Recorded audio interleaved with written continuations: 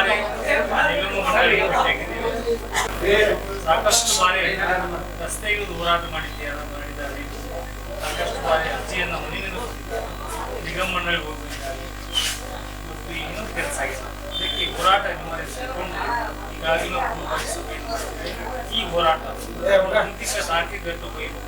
ಯಾವುದೇ ಪರಿಸ್ಥಿತಿಯಲ್ಲಿ ಮಹತ್ವವನ್ನು ಹೇಳಿ ಈ ಡ್ಯಾಮನ್ನು ಕಟ್ಟುವ ಉದ್ದೇಶಿಸಿ 2,20,000 ನೀರು ಪಡೆಯುವವರೆಗೆ ಎಲ್ಲ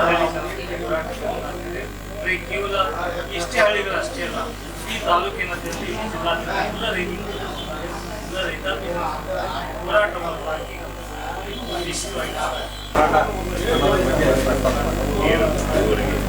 ನೀರ ಬರುವವರೆಗೆ ಹೋರಾಟ ನಾವು ಮಾಡ್ತೇವೆ. ಈಗ 5 ವರ್ಷ ಆಯ್ತು ಕೆನಾಲ್ ಹೊಡೆದ, ಯಾರು ಡಿಪಾರ್ಟ್ಮೆಂಟ್ದವರು ಬಂದಿಲ್ಲ. ಮತ್ತು ಅವ್ರದ್ದು 16 ಕೋಟಿ ರೂಪಾಯಿ ನನ್ನಂತೇಳಿ ಫೈಲ್ ಐತಿ. ಅಷ್ಟು ಲೂಟಿ ಮಾಡಿದ್ದಾರೆ ಡ್ಯಾಮ್ನಾಗ. ಅದನ್ನ ಲಿಖಿತ ಮಾತ್ರ ರಬತ್ ಕೊಟ್ಟು MD ಹೋಗಿ ಕೊಟ್ಟು ಬಂದೇವು ಬೆಂಗಳೂರಾಗ. ಅವು ಇವತ್ತಿಗೂ ತಗೊಂಡಿಲ್ಲ.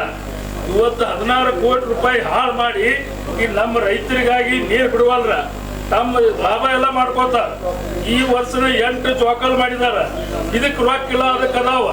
ಹಂಗೆ ಇವರು ಅದಕ್ಕೆ ನಾವು ಕಡಿವರೆಗೆ ನೀರು ಬರೋ ಮಟ್ಟನು ಹೋರಾಟ ಮಾಡ್ತೇವೆ. ಯಾವ ಬಂದ್ರು ಹೇಳುದಿಲ್ಲ, MDನ ಬರಬೇಕು, ಅವಾಗ ನಾವು ಇದನ್ನ ಅಂತ್ಯ ಮಾಡ್ತೇವೆ. ಅಲ್ಲಿವರೆಗೆ ಮಟ್ಟ ಹೇಳುದಿಲ್ಲ. ಇದು ಸತ ಸಿದ್ಧ.